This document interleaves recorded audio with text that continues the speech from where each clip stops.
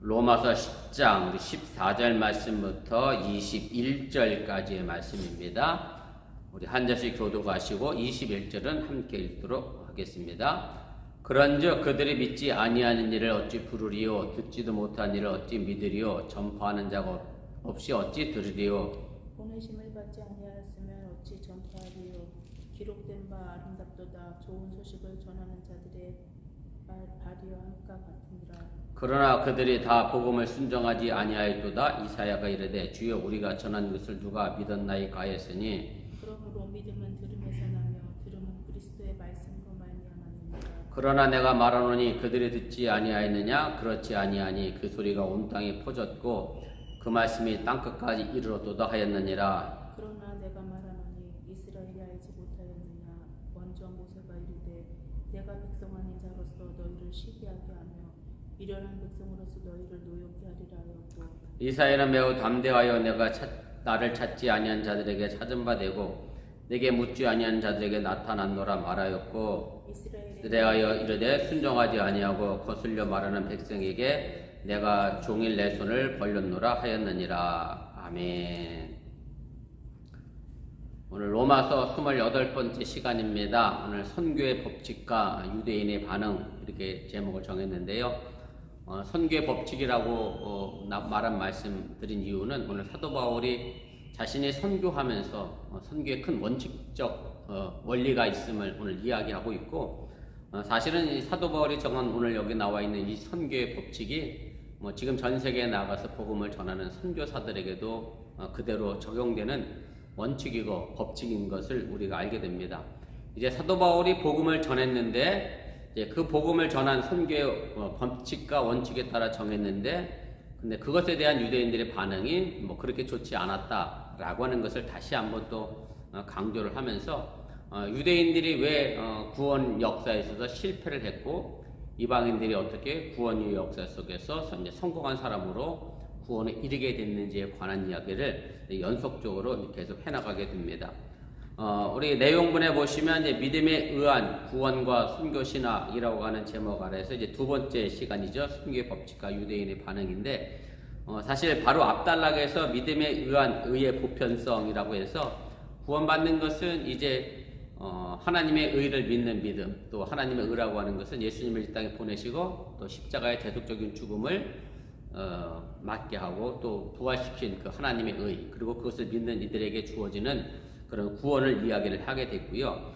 그런데 사도 바울이 이 복음을 듣기 위해서 사실은 말씀이라는 게 그렇게 멀리 있는 게 아니다. 항상 우리 주위에 있다. 그래서 하나님의 말씀을 가지러 하늘로 올라갈 필요도 없고 바다 건너로 갈 필요도 없고, 또 여기 표현되어 보면 예수님을 가까이 하기 위해서 하늘로 올라가서 예수님을 끌어내릴 필요도 없고, 또 무저갱에 내려가서 예수님을 끌어올릴 필요도 없고, 그래서 언제나 하나님의 말씀은 늘 또 예수 그리스도는 우리 주위에 가까이 있다라는 말씀을 역설했고, 그 다음에서 이제 그 마지막 부분의 13절에 보면 이제 주를 부르는 모든 사람은 구원을 얻게 될 것이다라고 하는 요엘서의 말씀을 가지고 이제 전단락을 이제 끝이 나게 됩니다.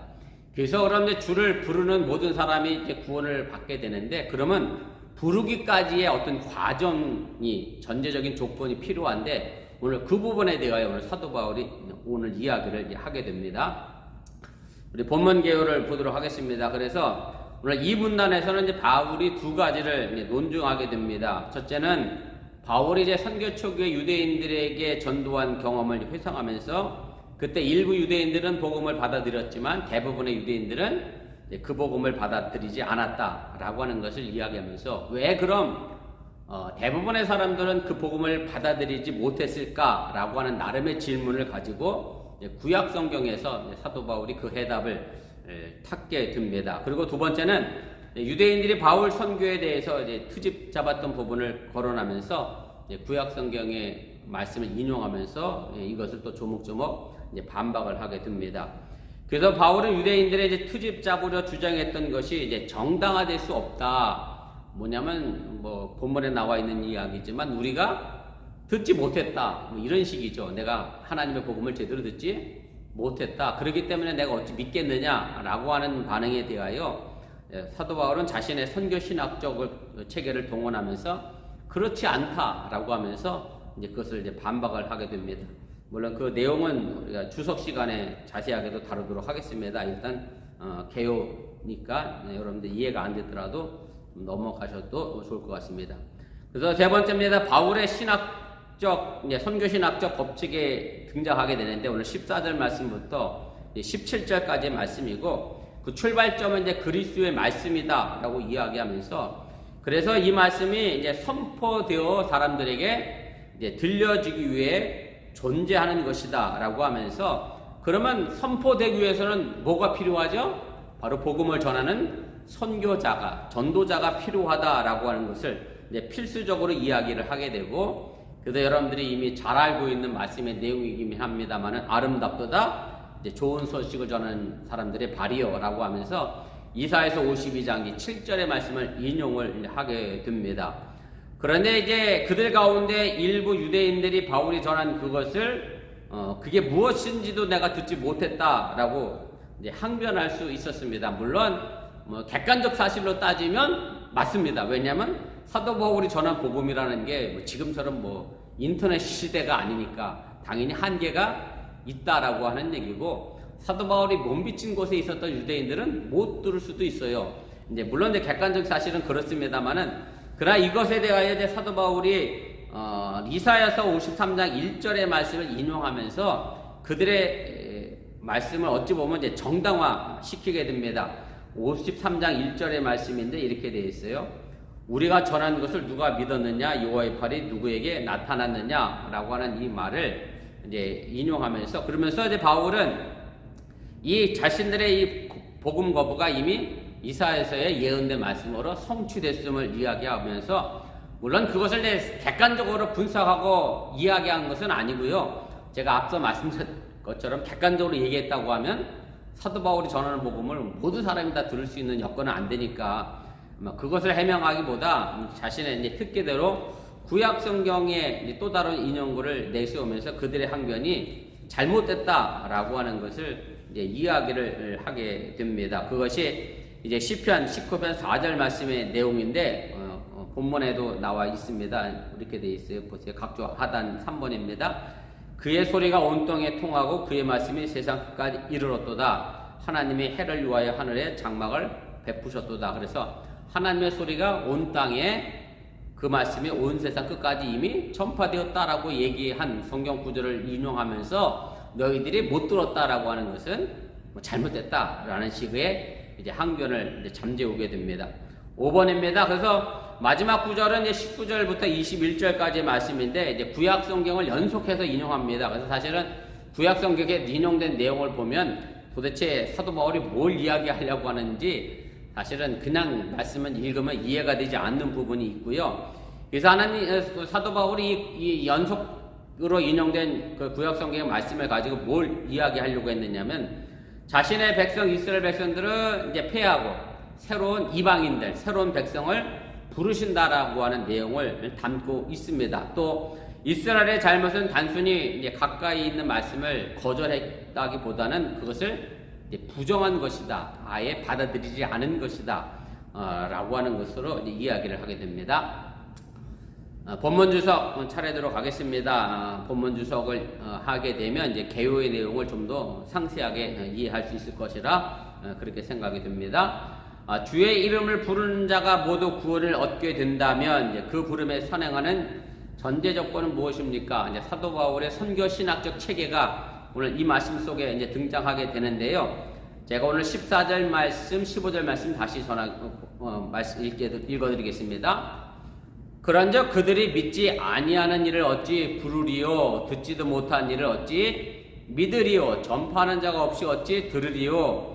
보내심을 받지 아니하였으면 어찌 전파하리요? 기록된 바 아름답도다. 좋은 소식을 전하는 자들의 발이요 함과 같으니라. 이렇게 되어 있습니다. 그래서 오늘 24절, 15절 말씀은 그 앞에 나와 있는 13절 말씀과 연결이 되어져 있고 누구든지 주의 이름을 부르는 자는 구원을 받으리다 라고 하는 요엘서의 말씀을 인용을 하게 됐는데 그러면 이름을 부르려고 하면 어떻게 해야 되느냐? 라고 하는 그런 전제 조건을 이야기하면서 오늘 말씀을 이제 설명을 하게 됩니다.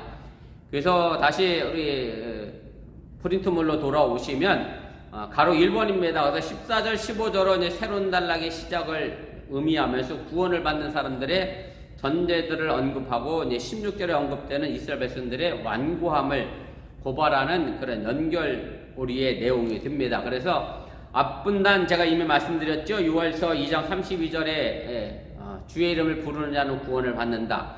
부름으로 이제 끝이 나게 되는데, 그럼 주의 이름을 부르는 모든 자가 구원을 얻게 된다라고 하면 그 부름에 선행하는 전제 조건은 과연 무엇이냐라고 하는 것을 이제 이야기를 하게 됩니다. 그러면서 사도 바울의 부름과 믿음의 뗄래야 뗄 수 없는 관계를 이야기하게 됩니다. 그래서 오늘 여기서 주의 이름을 부른다라고 하는 것이 단순히 예수님을 그냥 부르는 부름의 의미를 이야기하는 게 아니라 주님을 향한, 예수님을 향한 호소와 간구를 동반하는, 쉽게 말하면 기도한다라는 말로 설명할 수 있고, 기도하면서 사실은 예수를 믿는 믿음이 빠질 수는 없다라는 것을 이야기하게 되고, 그래서 그 믿음은 좁은 의미라 위하면 이미 사도 바울이 얘기했던 것처럼 예수님은 우리의 주님이시다라고 하는 신학적 고백과 더불어서 넓게 본다라고 하면 하나님께서 예수님을 이 땅에 보내신 하나님의 의를 전격적으로 믿는, 또 의탁하는 그런 포괄적인 믿음을 지칭을 하게 됩니다. 그래서 구원을 요청하는 이 부름은 말 그대로 공허한 외침이 되지 않기 위해서는 반드시 뭐가 필요하다? 믿음이라고 하는 것이 필요하다라고 하는 것을 이제 사도 바울이 이야기를 하게 됩니다. 그럼 그 믿음은 도대체 어떻게 생기느냐? 이것이 이제 사도 바울의 선교 신학적 법칙으로 이제 들어가게 됩니다. 자, 그러면은 이 믿음은 어떻게 생기느냐면 결국 들어야지요. 믿음은 들어야 생긴다라고 하는 것이 사도 바울의 이야기고, 그럼 들으려고 하면 뭐가 필요하죠? 전하는 사람이 필요한 거죠. 듣기 위해서는 전하는 사람이 필요한데, 그래서 사도 바울이 자신이 가지고 있는 이 사도직에 관하여 분명하게 이야기를 하게 되고, 그러면서 또 하나 이제 나와 있는 15절에 나와 있는 말씀의 내용인데, 이 15절 이렇게 되잖아요. 보내심을 받지 않았으면 어찌 전파하리요, 이렇게 되어 있거든요. 쉽게 말하면 사도 바울이 복음을 전하면서 사도 바울에게 제일 취약점이 뭐였느냐면, 너는 사도가 아니다라고 하는 적대자들의 그런 비판을 들어왔었기 때문에 사도 바울이 이 복음을 전하면서 내가 홀로 전하는 게 아니다, 나도 보내심을 받았기 때문에 전하는 거지, 여기 표현대로 하면 보내심을 받지 않은 사람이 어찌 전할 수 있겠느냐 라고 하면서 자신의 사도로 부름받음에 관하여 다시 한번 강력하게 이야기를 하게 됩니다. 그러면서 오늘 이 자신이 전하는 이 전파의 행위는 하나님의 권위에 의해서 자신이 파송을 받은 것을 전제를 하게 되고, 이렇게 파송을 받은 사람은 결국 자기 마음대로 복음을 전하는 게 아니라 누구의 것을 전할 수밖에 없어요? 파송한 사람의 말을 전할 수밖에 없다라고 하는 것을 이야기하면서 복음 전하는 전도자의 사명이 과연 무엇인지에 관하여 이야기를 하게 됩니다. 우리 3페이지 제 꼭대기로 올라가도록 하겠습니다. 그래서 제가 전하는 사명을 수행해야 합니다 라고 하면서 각주 6번을 달아드렸는데, 고린도후서 4장 5절에 있는 말씀이죠. 우리는 우리를 전파하는 것이 아니라 오직 그리스도 예수의 주되신 것과 또 예수를 위하여 우리가 너희의 종된 것을 전파함이라. 그래서 사도 바울이 복음 전하면서 내 마음대로 내가 전하고 싶은 말을 전하는 게 결코 아니다. 그래서 나는 예수님이 우리의 주인 되시는 것을 이제 전파한다. 그래서 내가 받은 것만 전한다. 그래서 사실은 설교자가 조심해야 될 부분도 바로 이런 거지요. 설교자가 강단에 서서 설교하는 것은 보내심을 받았기 때문에 전하는 것이고, 그러다 보니까 뭘 전하면 안 돼요? 자신의 말을 전하면 안 된다라고 하는 얘기고, 성경 말씀에 근거하여 전해야지, 또 성경 말씀을 자기 스스로 자의적으로 해석해서 전하는 것도 잘못된 것이고, 그래서 늘 설교자가 이 부분에 대하여 기도하고 또 하나님의 말씀을 상고할 필요가 있음을 여러분들이 이해하시면 좋겠습니다. 가로 5번입니다. 그래서 파송받은 이제 사도로서 이제 바울이 자신의 사도직을 다시 한번 재차 이제 확인을 하고, 이제 자신의 어떤 선거신학적 법칙을 정당할 겸 52장 7절의 말씀을, 이사야서 52장 7절의 말씀을 인용을 하게 되는데, 오늘 그 각주 하단에 있습니다. 여러분들이 잘 알고 계신 말씀의 내용인데, 사도 바울이 인용한 말씀은 앞부분과 뒷부분을 딴 거고, 중간 부분은 이제 사실은 인용하지 않았고요. 이사야서 말씀 그대로 제가 읽겠습니다.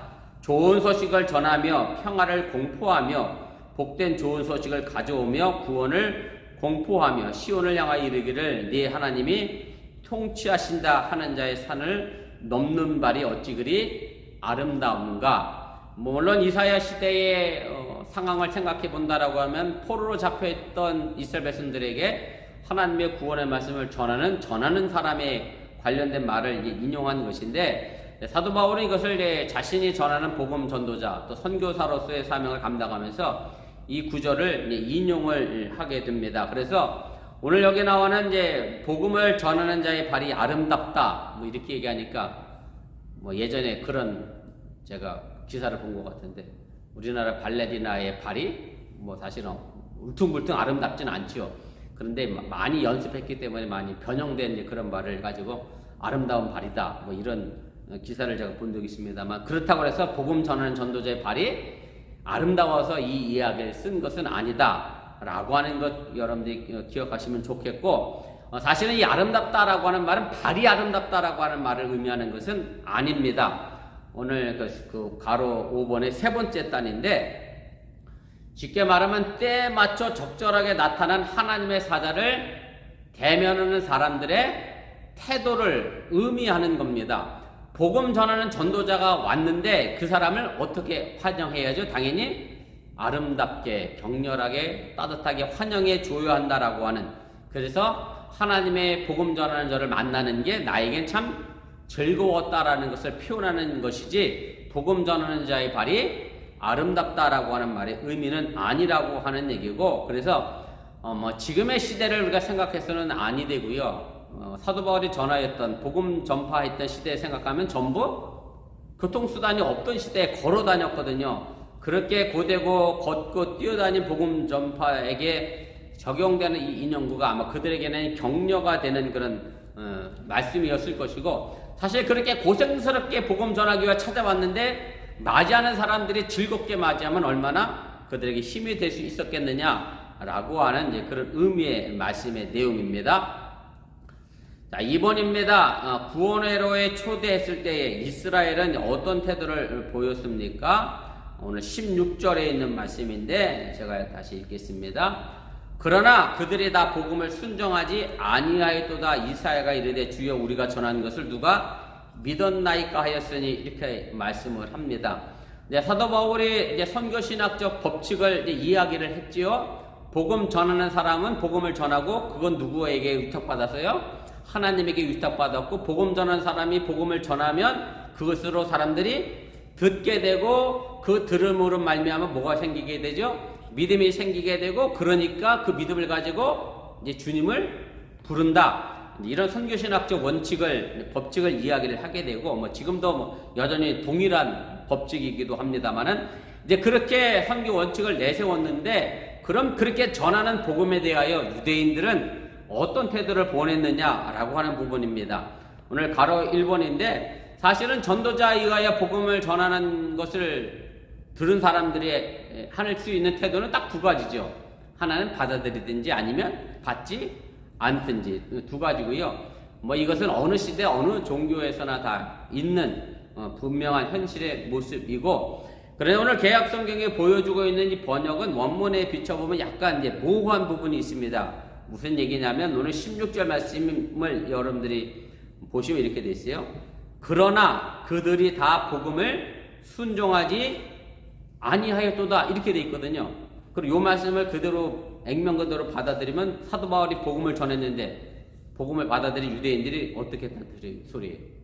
다 복음을 거부했다, 이런 뜻이거든요. 이렇게 번역이 돼 있는데, 실상은 다 이 번역이 조금 뭐랄까요, 모호하다라고, 문제가 있는 번역이다라고 하는 얘기고, 그래서 제가 문자 그대로 읽으면 개역 개정에 나와 있는 그런 복음을 들은 모든 사람이 복음을 전부 거역한 것처럼 들립니다. 그런데 사실은 사도 바울이 복음을 전했는데 다 거역한 건 아니잖아요. 일부 유대인들은 받아들였거든요. 그래서 원문을 직역하면 이런 뜻이 됩니다. 모든 자가 복음을 순종하지는 않았다. 이렇게 되십니다. 모든 자가 복음을 순종하지는 않았지만 일부 몇 사람은 복음에 대해서 그럼 뭐 했다? 순종했다라는 번역이 맞는 번역인데 오늘 개역개정의 번역은 약간 모호할 수밖에 없다라고 하는 얘기고, 다시 말씀드리면 복음을 듣고 상당수는 이에 대하여 순종했지만 또 다른 많은 사람은 이에 불순종했다라고 하는 것이 원문의 의미의 내용입니다. 그러면서 이제 바울이 인용한 이사야서 53장 1절에 있는 말씀의 내용인데 제가 각주 9번에 달아드렸습니다. 앞에도 이미 말씀드렸죠. 우리가 전한 것을 누가 믿었느냐라고 하는 이 말씀의 내용을 인용을 하게 되는데, 이것은 뭐 고난당하는 종에 관한 이사야 예언자에 관한 말씀을 들은 사람이 전부 귀를 기울여 청종한 것이 아니었다라는 것을 이야기하게 되는 거고, 그렇죠. 이사야가 전한 복음을 모든 백성들이 다 듣고 순종한 것은 아니었기 때문에 이제 그 부분에 대하여 사도 바울이 자신에게도 적용하면서 내가 전한 예수 그리스도의 복음을 모든 유대인들이 다 받은 것은 아니다라고 하는 것을 이야기하게 되고, 그래서 바울은 자신의 복음에 대해서 그들이 부분적으로 순종하고 불순종을 한 것에 대하여 이미 구약 성경에 다 예언되어 있었던 말씀이기 때문에 그럴 수밖에 없는 당연한 결과가 나타나게 됐다라고 하는 것을 이야기를 하게 됩니다. 자, 들음과 믿음의 관계가 다시 반복돼서 나오게 되는데 오늘 17절, 18절 말씀의 내용입니다. 이미 선교신학적 원칙에 관하여 제가 말씀드렸던 내용인데 다시 반복되는 거예요. 그러므로 믿음은 들음에서 나며 들음은 그리스도의 말씀으로 말미암았느니라. 그러나 내가 말하노니 그들이 듣지 아니하였느냐? 그렇지 아니하니 그 소리가 온 땅에 퍼졌고 그 말씀이 땅끝까지 이르렀도다 하였느니라. 그래서 사도 바울이 오늘 이 들음과 믿음의 관계를 이야기를 하게 되고요. 믿음이라고 하는 것은 사도 바울의 선교신학적 원칙에 비춰본다라고 하면 스스로 자기 속에서 자생한 것은 아니다. 믿어야 할 대상과 또 그 사람에 대하여 믿어야 할 대상에 대하여 지적으로 혹은 뭐 정서적으로 혹은 영적으로 어떤 교감이 있어야 믿음이 생긴다라고 하는 얘기고, 그래서 사실은 우리가 주일날 교회 와서 하나님의 말씀을 듣는 게 중요한 것이고요. 듣지 않으면 뭐 할 수도 없기 때문에 믿음이 생길 수 없기 때문에 반드시 들어야 한다라고 하는 그 사실 여러분들이 잊지 않았으면 좋겠습니다. 우리 4페이지 제 꼭대기로 가도록 하겠습니다. 그래서 그 접촉과 교감이 이제 바울과 같은 전도자에게 들음이라고 하는 것을 통해서 가능하다라고 하는 것을 이야기하게 되고, 그래서 여기서 들음이라고 하는 것은 뭐 쉽게 말씀드리면 나는 가만히 있는데 옆집 아줌마가 와서 뭐 소문을 들려주는 것의 들음의 의미가 아니라 내가 구체적인 의지와 결단을 가지고 그 하나님의 말씀을 들으려고 하는 의지를 갖고 있는 단어라고 하는 것을 기억하시면 좋겠습니다. 그래서 사실은 주일날 교회 와서 예배드리고 말씀을 듣는 이 과정이 사실 내 의지가 굉장히 많이 반영이 되어줘야 한다라고 하는 얘기고, 아무튼 주님 앞에 나와 말씀 듣는 일은 내 의지의 결단이 필요하다라고 하는 것을 이해하시면 좋겠습니다. 자, 그럼 이 그리스도의 말씀은 도대체 뭐냐? 뭐 쉽게 말씀은 그리스도에 관한 말씀이다라고 하는 얘기고요. 헬라어로 케리그마라는 단어가 사용되어졌는데 그냥 지금은 일반적으로 이것을 가지고 설교를 지칭을 하는 그런 헬라어 단어입니다. 그래서 그럼 그리스도에 관한 말씀이 어떤 것이 되어야 되느냐?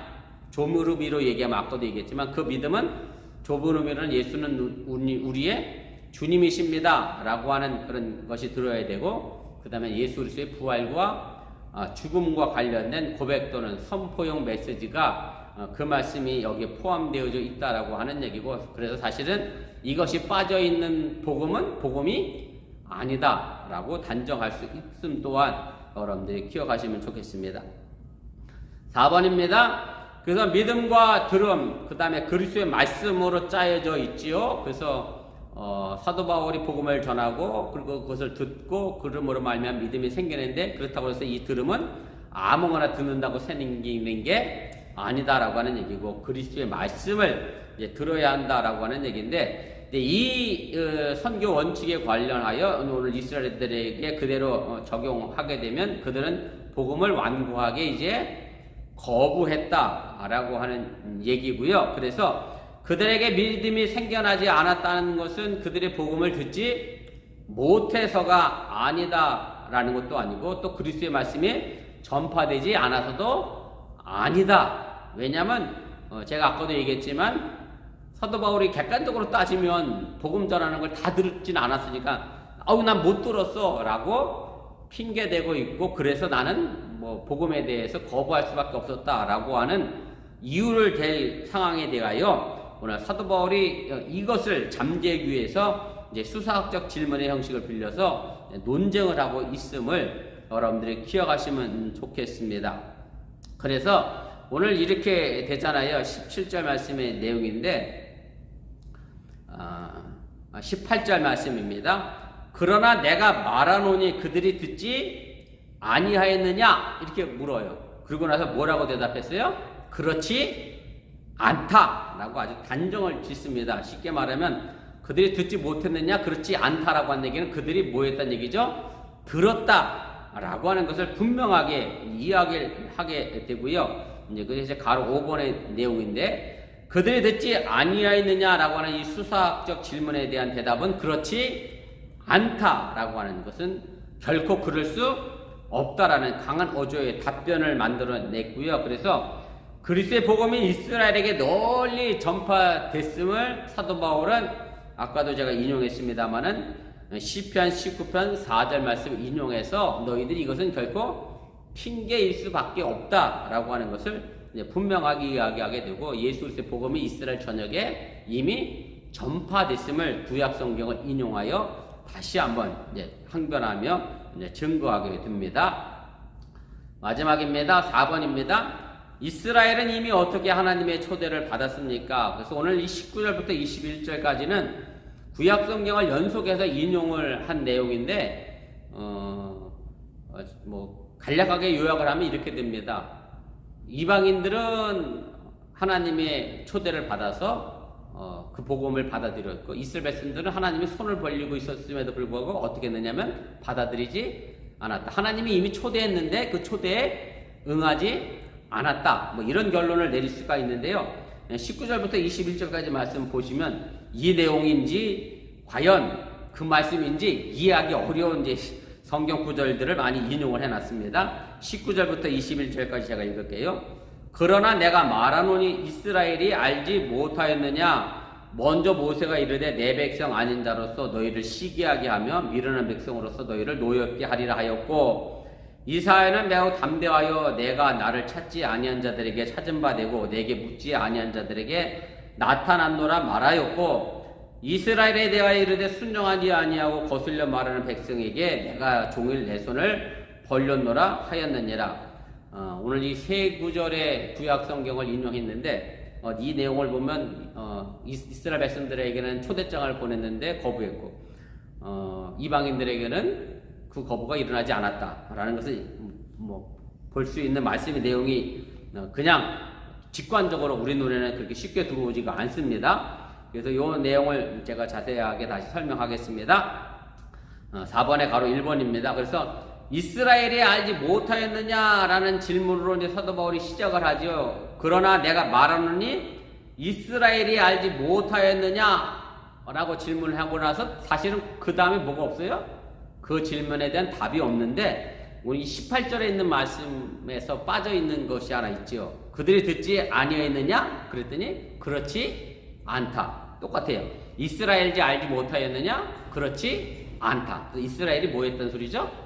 알았다는 뜻인데 그래서 요 말씀 부분을 우리가 이해하려고 하면 그 다음 구절에 제가 가로 1번의 두 번째 단에 이렇게 됐습니다. 그러나 이 질문 뒤에 18절에 나온 강한 부정의 답변 그렇지 않다가 생략되어 있는 것이고요. 다시 말해 바울에 의하면 유대인들은 복음을 무엇을 말하는지 또 누구를 대상으로 하고 있는지 이미 알고 있었음에도 불구하고 그를 믿지 않았다. 예수 그리스도를 전하는 복음에 대해서 이미 알고 있으면서 그 예수님을 믿지 않았다라는 것을 이제 사도 바울이 인용을 하게 됩니다. 그러면서 그것을 증거하기 위하여, 증명하기 위하여 구약성경 신명기 32장 21절 말씀을 인용을 하게 됩니다. 각주 하단 11번에 있는 내용인데 모세의 이야기입니다. 모세의 유언에 속하여 있는 말씀의 내용입니다.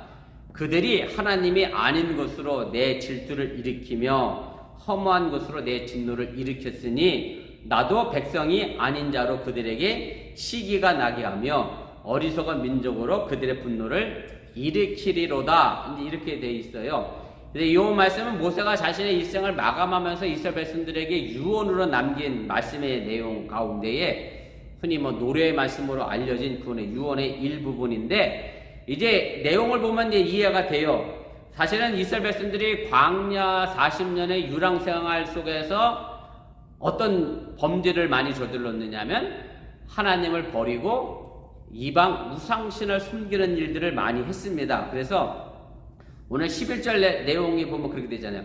그들이 하나님 아닌 것으로 누구를 질투나게 했어요? 하나님을 질투나게 했고 허무한 것으로 내 진노를 일으켰다. 허무한 것은 그건 뭐겠어요? 아무것도 아닌 우상을 가지고 하나님을 진노하게 만들었다라고 하는 얘기인데, 그래서 하나님이 어떻게 생각하면 좀 속좁게 표현될 수도 있겠습니다만은 그런 잘못된 행실에 대해서 하나님이 보응을 하셨는데, 가로 2번의 마지막 줄로 가겠습니다. 그래서 하나님이 그 이방 족속을 사용해서 이스라엘에게 시기를 자극하며 분노를 일으키게 할 것이다 라고 하는 의로운 심판의 선언입니다. 무슨 얘기냐면 신명기 32장 11절 말씀 그 다음 구절 그래서 하나님이 뭐라고 얘기했어요? 나도 내 백성이 아닌 자, 내 백성이 아닌 자는 누구겠어요? 이방인. 그 다음에 그들에게 시기가 나게 하고, 어리석은 민족은 그럼 또 누구겠어요? 유대인이 아닌 이방인, 그들의 분노를 일으키겠다. 그럼 하나님이 그럼 뭐 하시겠다는 소리겠어요? 이방인들을 구원의 내모로 말미암아 결국 누구를, 이스라엘 민족들을 오늘 여기 나면 시기나게 하고 분노를 일으키겠다. 너희들이 나를 배반한 것처럼 어찌 보면 나도 너희를 배반하는데 그게 이방 민족 가지고 하겠다. 그래서 사도 바울이 이제 표현하고자 했던, 그래서 이방인들은 어떻게 됐어요? 하나님의 구원을 받게 되는 결과를 만들어놨다라는 것을 인용한 건데, 사실은 이 말씀을 제대로 이해하지 못하면 오늘 이 구약의 세 구절은 이렇게 왜 인용했지 이해하기 어려운 그런 부분이 없지 않아 있습니다. 자, 4페이지 제일 마지막 단입니다. 그래서 바울은 이 말씀 속에 백성 아닌 자 어리석은 민족을 재해석해서 현재 구원의 복음에 동참한 이방인들을 향하여 한 말씀이고, 5페이지 제일 꼭대기로 가겠습니다. 그리고 복음을 가장 잘 알만한 처지에서도 믿지 않은 이스라엘의 어떤 복음에 대한 거부를 빚고 와서 간접적으로 겨냥한 말씀으로 오늘 사도 바울이 인용을 하게 됩니다. 4번입니다. 이로써 바울이 의도한 것은 이스라엘이 복음을 제대로 이해하지 못했다는 것이 사실과 다르다. 그들이 알고 있으면서도 이제 그 복음을 거부했다는 것을 이야기하게 되는 거고요. 5번입니다. 이와 같이 이스라엘의 복음 거부와 이방인의 복음 수용은 불가피하게 서로 연결되어 있음을 사도 바울이 구약 성경의 말씀을 가지고 이제 인용을 하게 됩니다. 그 다음에 이제 20절에 인용된 말씀이 이사야서 65장 1절 말씀이고, 그 다음에 21절에 인용된 말씀은 이사야서 65장 2절의 말씀인데, 서로 연결된 걸 이제 사도 바울이 따로따로 이렇게 해놨어요. 보세요. 제가 밑에 각주 하단에 달아드렸는데 이사야 말씀 12번 13번입니다. 이게 1절 2절이에요. 나는 나를 구하지 아니하던 자에게 물음을 받았으며 나를 찾지 아니하던 자에게 찾아냄이 되었으며 내 이름을 부르지 아니하던 나라에 내가 여기 있노라 내가 여기 있노라 하였노라. 내가 종일 손을 펴서 자기 생각을 따라 옳지 않은 길을 걸어가는 폐역한 백성들을 불렀나니, 이렇게 되어 있는데, 오늘 여기 보면 계속해서 나와 있는 말씀의 내용이 있어요. 하나님을 구하지 아니한 사람들, 또 하나님을 찾지 아니한 사람들, 그 다음에 이사야서 65장 2절에 가면 순종하지 아니하고 거슬려 말하는 백성들. 결국 누구를 가리키는 거냐면 하나님의 말씀을 거부한 이스라엘 백성들을 가리키는 그런 단어들입니다. 하나님이 그들의 패역함에도 불구하고 이렇게 하나님을 거부했음에도 불구하고 자비의 하나님답게 그들에게 자신을 드러내 주셨다라고 하는 것을 이제 이야기한 건데, 근데 오늘 사도 바울은 이 부분을 나눠놨어요. 무슨 얘기냐면 하나는 이방인들에게 사용했고 하나는 유대인들에게 사용했습니다.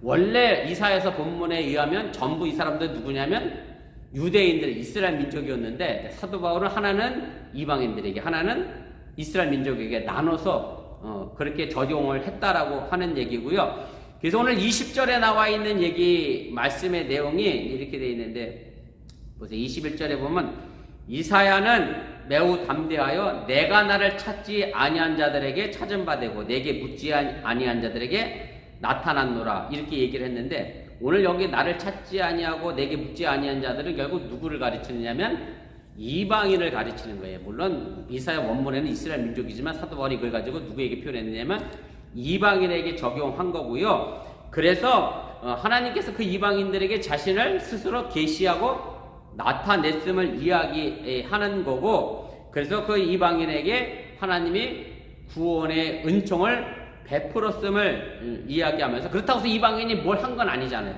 어떤 행함을 한 것도 아니고 전적으로 하나님의 은혜의 결과로 하나님이 그들에게 뭐 해주셨어요? 나타내 주셨다. 제가 지난 주일에 설교했던 것처럼 죄인된 우리가 하나님을 인식할 수 없지만 우리가 인식하게 된 이유는 뭐예요? 하나님 먼저 우리에게 전적으로 은혜를 먼저 베풀어 주셨기 때문에 가능했던 것처럼 바로 이방인들에게 하나님이 그런 은혜를 베풀었다라고 하는 얘기고, 자, 그 다음에 그렇다고 해서 이스라엘 민족을 하나님이 찬밥집대로 그냥 뒀느냐? 그렇지 않다라고 하는 얘기고요. 오늘 21절에 보면 이렇게 그래서 또 인용을 하지요. 이스라엘에 대하여 이르되 순종하지 아니하고 거슬려 말하는 백성에게 내가 종일 내 손을 뭐 했어요? 벌렸노라. 그래서 하나님이 이스라엘 백성들을 향하여 손을 벌려 그들을 초대했다라고 하는 의미로 이야기를 하게 됩니다. 물론 이 손을 벌렸다라고 하는 표현은 주로 인간이 하나님을 향하여 손을 벌려서 도움을 구하는 그런 단어의 의미이긴 한데, 오늘 사도 바울은 이것을 가지고 하나님이 우리에게 손을 벌리는 초대 행위로 표현을 하면서 하나님이 가지고 계신 어떤 인내와 포용의 자세를 은유적으로 우리에게 표현한 것이고, 그래서 하나님이 이스라엘을 향하여 여전히 구원의 길로 초대하고 안내하기를 원한다는 그런 메시지를 전하게 됩니다.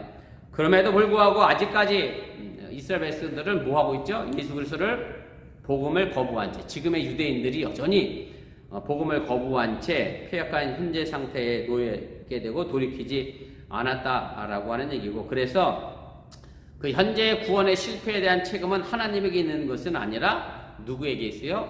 유대인들에게 있음을 이야기하는 거고, 복음을 듣지 못했다거나 뭐 이를 이해하지 못했다는 식의 어떤 핑계 반론은 책임을 회피하기 위한 구차한 변명에 불과할 수밖에 없다라고 하는 것을 사도 바울이 다시 한번 이야기하면서 이방인을 믿음으로를 가지고 구원해 냈고, 그렇다고 해서 유대인들이 완전히 버렸다는 게 아니라 유대인들도 그 복음에 대해서 듣고 예수님의 이름 부르는 자에게 구원을 준다라고 하는 것처럼, 그래서 하나님의 복음의 역사는 그렇게 오늘도 우리에게 주어져 있음을 기억하시길 바라고, 그래서 오늘 선교 원칙의 의미를 다시 한번 좀 생각해 보면서 전하는 사람이 있어야 들을 수 있다 꼭 기억하시고, 우리 어번교회가 멀리 외국에 나가 복음을 전하는 자들이 대라는 의미는 아니라 이 지역사회에서 꼭 그렇게 예수 그리스도의 말씀의 복음을 전함으로, 복음 전함으로 그들에게도 믿음이 생겨나는 역사를 만들어갈 수 있기를 주님의 이름으로 간절히 축원을 드립니다.